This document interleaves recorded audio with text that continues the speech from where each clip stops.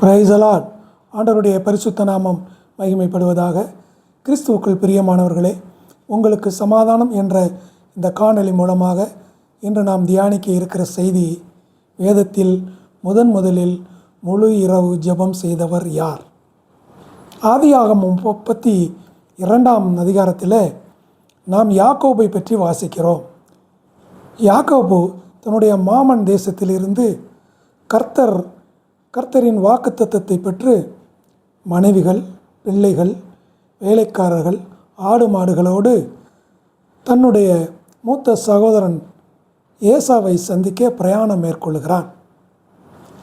பிரயாணம் மேற்கொள்ளும் பொழுது வழி அருகே ஒரு ஆற்றிலே அந்த ஆற்றை கடந்து தன்னுடைய பிள்ளைகளை எல்லாம், குடும்பத்தை அக்கறையிலே தங்க வைத்துவிட்டு இவன் மாத்திரம் தனிமையில் நிற்கிறான்.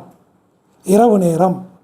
அந்த நேரத்தில் ஒரு புருஷன் இவனோடு போராடுகிறான். இது 32ஆம் வசனம் 32ஆம் அதிகாரம் 24 நாம் வாசிக்கிறோம். பொழுது விடியும் அளவும் அவனோடு போராடுகிறான், அதாவது மல்யுத்தம் செய்கிறான் என்று எழுதப்பட்டிருக்கிறது. இரவு முழுவதும் இந்த போராடுகிறது என்பது ஜெபத்தை குறிக்கும். பொழுது விடுகிறது, என்னை விட்டுவிடு, நான் போக வேண்டும் என்று அந்த தூதர் கேட்கிறார். ஆனால் இவனோ விடவில்லை. அப்பொழுது அந்த தூதர் தொடை சந்தையை தொட்டு ஒரு சுளுக்கை ஏற்படுத்தி ஒரு வேதனையை கொடுக்கிறார். ஆனாலும் வேதனை உண்டானாலும் யாக்கோபு அந்த தூதரை விடவில்லை.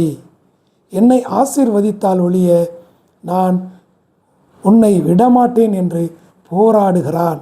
இது போராடி ஜெபிக்கிற ஒரு ஜெபத்தை நமக்கு எடுத்து காட்டுகிறது. யாக்கோபு சகல ஆசீர்வாதங்களையும் பெற்றவன். வெறும் கோலும் கையுமாக வந்தவன் 2 பரிவாரங்களை உடையவனானேன் என்று 10ஆம் வசனத்தில் சொல்கிறான். இவ்வளவு ஆசீர்வாதங்கள் இருந்தும் அவன் ஏன் போராடுகிறான்? தூதரோடு ஏன் போராடுகிறான்?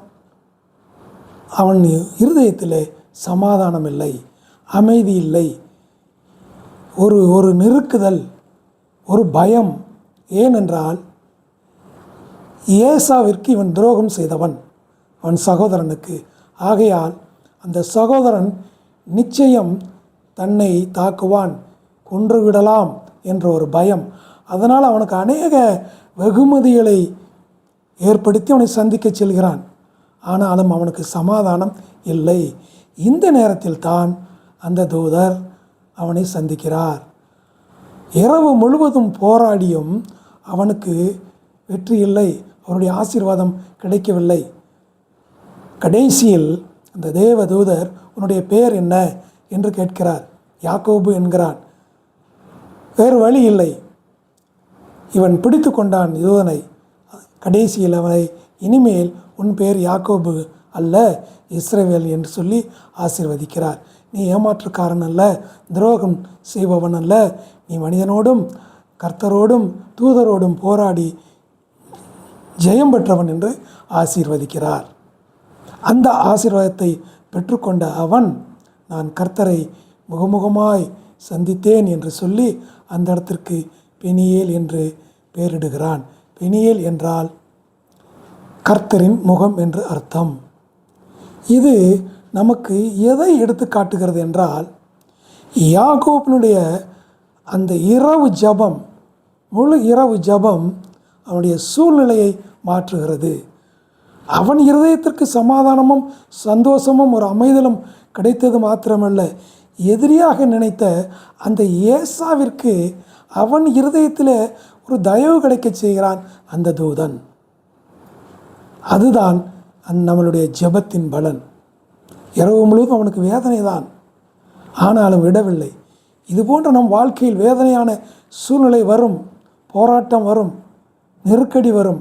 ஆனால் கர்த்தர் சமூகத்தில் நாம் காத்திருந்து விடாமல் தொடர்ந்து ஜெபிக்கும் பொழுது நிச்சயமாக நமக்கு ஒரு ஜெயத்தை கொடுப்பார். ஆபிரகாம் ஆதியாகமம் 12ஆம் அதிகாரத்தில் உன்னை பெரிய ஜாதியாக்கேன் என்கிறார். ஆனால் 21ஆம் அதிகாரத்தில் தான் அவனை ஆசீர்வதிக்கிறார். 25 ஆண்டுகள் காத்து கிடக்கிறார் அந்த ஆசீர்வாதத்தை பெற்றுக்கொள்ள.